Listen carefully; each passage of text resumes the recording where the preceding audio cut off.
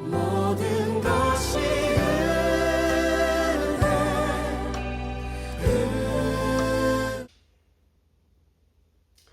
안녕하십니까.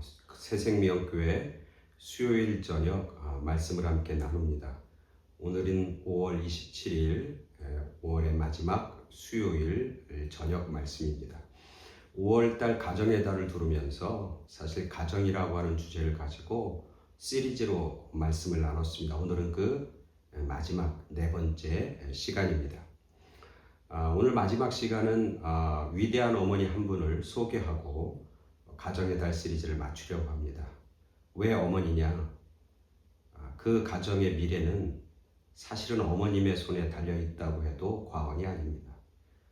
가정을 책임지는 것, 그리고 자녀 교육을 책임지는 것은 어쩌면 아버지나 다른 그 무엇보다 어머니의 역할과 어머니의 책임이 크기 때문에 그렇습니다. 그래서 우리 크리스찬 가정의 미래를 생각하면서 성경에 나오는 위대한 어머니 한 분을 소개하면서 우리 모두도 그 어머니와 같은 그런 믿음, 그런 어머니와 같은 신앙, 그것을 본받아서 우리의 자녀와 또 우리의 가문이 믿음 위에 그리고 하나님 앞에 귀하고 존귀하게 쓰임받고 사용되어지는 그런 가문, 그런 가정이 되길 간절히 소원하는 마음을 가지고 말씀을 함께 나눕니다.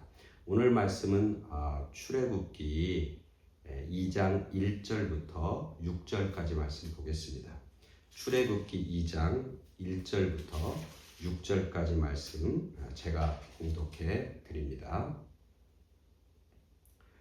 레위 가족 중 한 사람이 가서 레위 여자에게 장가들어 그 여자가 임신하여 아들을 낳으니 그가 잘생긴 것을 보고 석 달 동안 그를 숨겼으나 더 숨길 수 없게 되매 그를 위하여 갈대 상자를 가져다가 역청과 나무진을 칠하고 아기를 거기 담아 나일강가 갈대 사이에 두고 그의 누이가 어떻게 되는지를 알려고 멀리 섰더니 바로의 딸이 목욕하러 나일강으로 내려오고 시녀들은 나일강가를 거닐 때에 그가 갈대 사이에 상자를 보고 시녀를 보내어 가져다가 열고 그 아기를 보니 아기가 우는지라 그가 그를 불쌍히 여겨 이르되 이는 히브리 사람의 아기로다. 아멘. 오늘 본문 속에서 그 어머니의 이야기는 나오지 않습니다. 어머니의 이름이 나오지 않습니다. 그러나 이 아이가 우리는 누군지 압니다. 이 아이가 바로 모세, 물에서 건진 아이 모세입니다. 오늘날 미국 땅의 출산율이 조사한 이래로 가장 낮습니다. 약 1.6명. 2명이 결혼했는데 1.6명의 아이를 낳는 겁니다. 출산율을 조사한 통계를 내기 시작한 역사 이래로 가장 저출산이 미국에 이제 시작이 된 것이죠. 한국은 우리가 잘 아는 것처럼 1도 안 됩니다. 최근 통계에 보면 0.8명, 0.9명.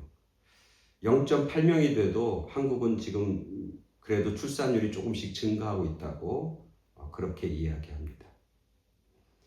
젊은 부부들이 결혼을 하는데 아이를 안 낳는 거예요. 그 아이를 안 낳는 이유가 뭘까요? 어렵다는 거예요. 힘들다는 거예요. 아이를 키우는 양육비가 만만치 않다는 거예요. 물가가 너무너무 비싸서 단 둘이 열심히 벌어서 먹고 살기도 힘든 거예요. 아이를 키울 여유와 여력이 없는 거예요.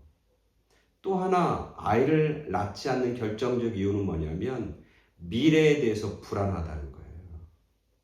미래에 대해서 소망이 없다는 거고 미래가 너무너무 걱정되고 불안해서 아이를 낳는다고 하는 것을 엄두조차 못 내고 있는 실정이죠. 즉 다른 얘기로 하면 굉장히 힘들고 어려운 시대, 소위 말하면 미래가 불투명하고 미래에 소망이 없을 때는 아이를 낳지 않습니다. 그래서 점점점 출산율은 떨어지게 되어 있는 것이죠.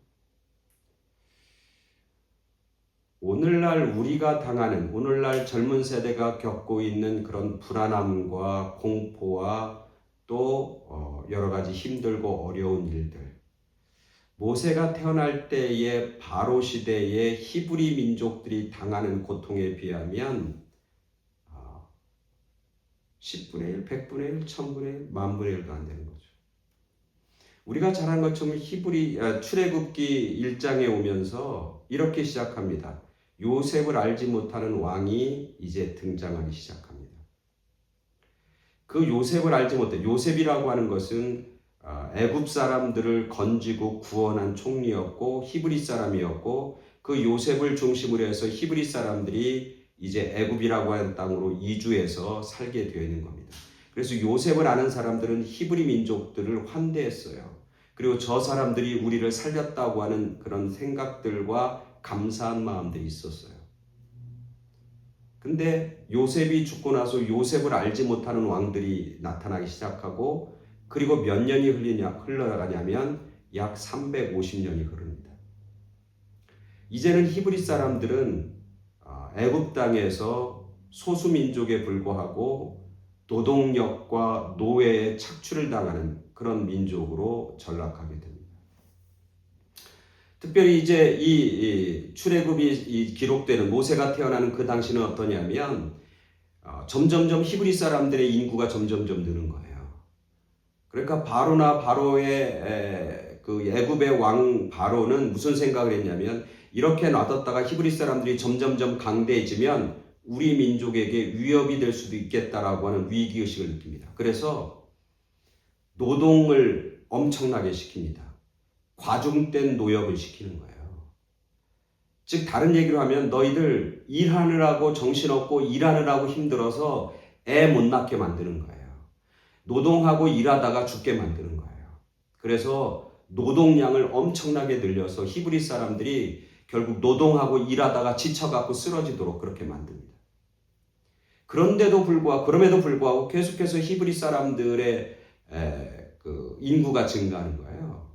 그래서 바로가 히브리 산파들을 불러놓고 이야기합니다. 뭐라고 하면 이렇게 합니다. 너희들 애를 못 낳게 해라. 애를 못 낳게. 그래서 애를 낳는 집에 가면 남자는 버리고 여자만 살려라. 그렇게 산파들에게 명령합니다. 그런데도 불구하고 히브리 산파들은 바로를 두려워하는 게 아니라 하나님을 두려워해요. 그래서 그들이 계속해서 아이들을 살리는 거예요. 참다 못 참은 바로가 무슨 명령을 내냐면 우리가 잘 알고 있잖아요. 이스라엘 히브리 민족 중에 어린아이 중에 2살 아이들, 2살의 남자아이는 다 죽이라고, 나일강에 던져서 다 죽이라고 명령을 내립니다. 그러니까 오늘날 젊은이들이 미래가 불안하고 사는 게 힘들고 어려워서 아이를 못 낳습니다. 그래서 한국은 0.8명, 미국이란 나라도 1.6명. 출산율이 급감하고 있는 시대인데, 그런 오늘날의 시대와 지금 모세가 태어나는 그 당시 히브리 민족들이 당하는 고통하고는 비교할 수가 없는 거죠. 절망의 시대예요. 어둠의 시대예요. 죽음의 시대예요. 흑암의 시대예요. 그래서 이제는 아이를 못 낳는, 이런 때 아이를 낳지 않잖아요. 이럴 때 아이를 낳으면 안 되잖아요. 아이를 낳는 게 위험부담이잖아요. 아이를 낳는데 여자는 살고 남자는 죽는 거예요. 자기가 낳은 아이들 중에 둘 중에 한 명 50%는 죽어야 되고 죽어나가야 되는 거예요. 그런 고통을 누가 담당하겠습니까? 그런 고통을 어떤 어머니가 감당하겠어요? 안 나죠. 그러니까 이럴 때는 애 안 낳는 게 맞고 자연스러운 현상인 거예요. 근데 오늘 성경에 보면 2장에 보면 레위 가족 중에 한 사람이 가서 레위 여자에게 장가를 들었고, 그리고 그 여자가 임신했고 아들을 낳았어요. 그 어머니의 이름이 나와 있지는 않지만 성경에 보면 우리가 잘 아는 것처럼 십보라라고 하는 그런 여인이에요. 아이를 다 안 낳는 시대, 절망의 시대, 죽음의 시대, 두려움의 시대, 공포의 시대인데 그런 시대에 아이를 낳는 거예요. 어떻게 보면 아이를 낳을 수도 있죠. 그죠? 아이를 뭐 실수할 수도 있고, 뭐 아이를 뭐 자기가 마음대로 계획할 수가 없잖아요. 그 당시에. 아이를 낳을 수는 있는데 오늘 성경에 보니까 그 아들을 낳는데 그 아들을 죽이지 않고 날강에 버리지 않고 그 아이를 살려두는 거예요. 석 달 동안 집에서 숨기고 그 아이를 키우는 거예요. 모세를 키우는 거예요. 이 어머니는 왜 이 아들을 낳기도 하고 그리고 키우고 기르면서 그렇게 보냈을까? 오늘 성경에 보니까 그 이유가 이렇게 얘기해요. 그 여자가 임신하여 아들을 낳으니 그가 잘생긴 것을 보고 석 달 동안 그를 숨겼다. 재밌어요. 이유가 뭐냐면 잘생겼다는 거예요. 아니 그럼 못생기면 버려도 되나요? 아 용모가 준수하면 모든 게 다 용서되나요? 약간 어떤 말의 뜻이 좀 이상하잖아요. 준수해서 용모가 잘생긴 것을 보고 석 달 동안 그를 살게 만들었다. 숨겼다. 이렇게 되어 있어요. 근데 또 사실은 고슴도치도 자기 새끼는 예쁘다고 아니 부모가 자식을 낳았는데 안 이쁜 자식이 어디 있어요? 다 이쁘지. 그리고 아이를 낳았을 때 한 달, 두 달, 세 달까지는 그 아이가 이쁜지도 몰라요. 왜냐면 애들이 다 비슷하게 생겼거든요. 아직 코나 이목구비가 분명하게 자리 잡지 않을 때란 말이죠. 그러니까 여기서 그가 자기 아들이 잘생긴 것을 보고 살리기로 작정했고 그를 숨기면서 키웠다라고 하는 것이 이해가 안 되는 거죠. 아이를 낳는 것도 이해가 안 돼요. 죽음의 시대, 절망의 시대인데 아이를 낳고 또 아이를 낳았고는 그가 잘생긴 것을 보고 다른 성경을 보면 그가 준수한 것을 보고 살렸다. 이해가 잘 안 돼요. 그래서 제가 이 잘생긴 것 준수라고 하는 말의 뜻을 제가 찾아보니까 히브리어로 뭐라고 되어 있냐면 토부라고 하는 말 써요. 토부. 이 토부라고 하는 말은 성경에서 여러 번 나오는데 그중에 가장 우리가 잘 아는 말씀은 뭐냐면 창세기 1장에 나와요. 하나님이 천지를 창조하시잖아요. 천지를 창조하시고 나서 세상을 보면서 하루가 지나고 이틀이고 3일이 지나면서 계속해서 후렴구처럼 계속해서 반복적으로 하나님이 스스로 이야기하는 게 뭐냐면 내가 보시기에 하나님이 보시기에 뭐했다? 좋았더라. 거기서 좋았다라고 할 때 토부라고 하는 말씀이에요. 보기에 좋았다, 심히 아름답다라고 하는 걸 토부라고 하는 거예요. 오늘 우리가 읽은 본문을 신약성경에서도 똑같이 이렇게 얘기해요. 히브리서 11장 23절 오늘 말씀을 히브리서에서 다시 언급하면서 이렇게 써요. 히브리서 11장 믿음으로 모세가 낳았을 때에 믿음으로 모세를 낳았다는 거예요. 그 부모가 아름다운 아이임을 보고 석 달 동안 숨겼다. 아름다운 아이, 토부. 그 아이를 보면서 토부, 하나님 보시기에 아름다운 아이였다라고 하는 것을 이 엄마가 발견했다는 거예요. 이 이야기를 스데반이 돌로 맞아 죽기 전에 스데반이 구약에서부터 쭉 하나님의 말씀을 그 유대인들에게 설교를 합니다. 스데반이 마지막 설교하는 죽기 전에 설교했던 그 설교의 내용에 보면 7장 18절부터 22절까지 설교가 나오는데 이런 얘기가 나와요. 그 어린아이들을 내버려 살지 못하게 하려 할세 히브리 아이들을 다 내버리고 살지 못하게 죽이게 만드는 그런 상황 속에서 그때에 모세가 낳는데 하나님 보시기에 아름다운지라. 그래서 그의 어머니 아버지가 그를 석 달 동안 길렀다. 이렇게 되어 있어요. 한번 봐요. 아이를 낳는데 그 아이를 보면서 뭘로 봤다는 거예요? 하나님의 눈으로 봤다는 거예요. 하나님 보시기에 아름다운 아이임을 봤다는 거예요. 그 아이를 통해서 하나님의 섭리와 뜻을 발견했다는 거예요.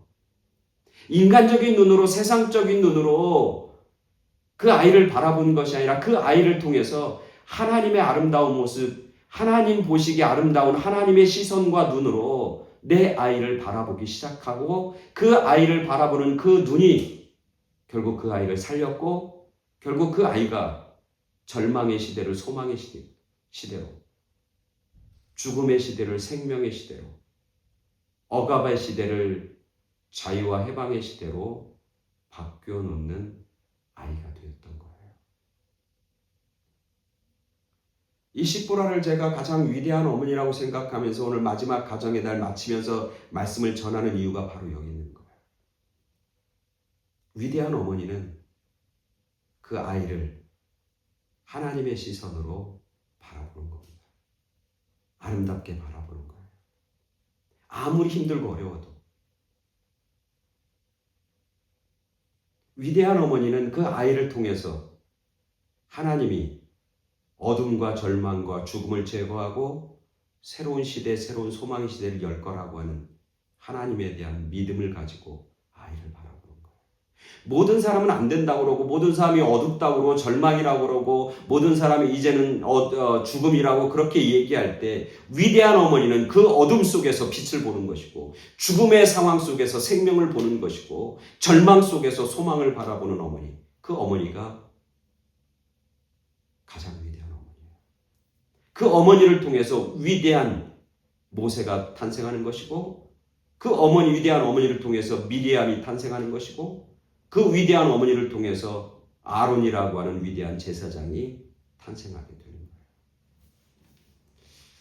가정의 달을 마지막 마무리하면서 이런 눈으로 우리들이 우리의 자녀들을 바라보길 간절히 소원합니다. 다 힘들다고 그러고 안 된다고 그러고 절망스럽다고 그러고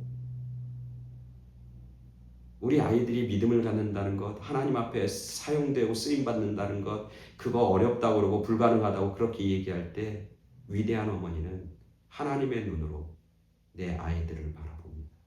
그리고 그곳에서 소망을 발견하고 그곳에서 생명을 발견하고 그 가운데서 하나님의 위대한 뜻과 섭리를 발견해내는 어머니. 그 어머니가 진정 위대한 어머니고 그 어머니를 통해서 어둠의 시대는 물러가고 절망의 시대는 물러가고 죽음의 시대는 물러갈 겁니다. 그리고 새로운 소망의 시대, 생명의 시대가 다가오게 될 줄로 믿습니다. 오늘 우리 모두가 아버지가 됐든 어머니가 됐든 우리 모두가 그런 시선으로 우리 아이들을 바라보고 사람을 바라보고 그리고 세상을 바라보는, 그래서 소망의 세상으로 생명의 세상으로 나아가길 만드는 그런 귀한 역할과 사명을 감당하는 그런 저와 여러분 모두가 되길 간절히 축원합니다.